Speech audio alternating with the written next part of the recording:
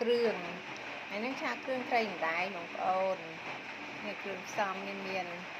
នេះប្រហុកច្រាមនេះគ្រឿងបុកមានអំបិលពីចេងស្ករឥឡូវខ្ញុំចាប់ផ្ដើមដាក់ខ្លាញ់បំពងហើយបន្ទាប់ពីដាក់ខ្លាញ់ហើយខ្ញុំដាក់ប្រហុកស្ករ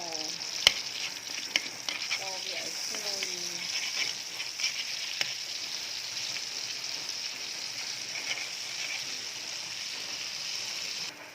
បន្ទាប់មកខ្ញុំដាក់គ្រឿងបុកនេះមានម្ទេសក្រូចសើចសណ្តែកដីហើយនឹងខ្ទឹមលាយសពគ្រប់អស់ហើយ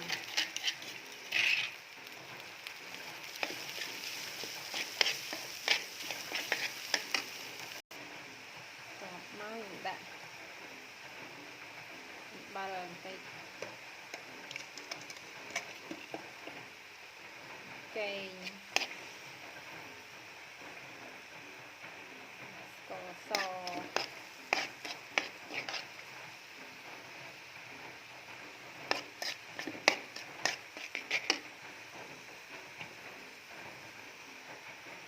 ីបន្តិច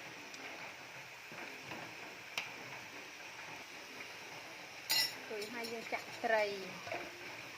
ម្ដងចូល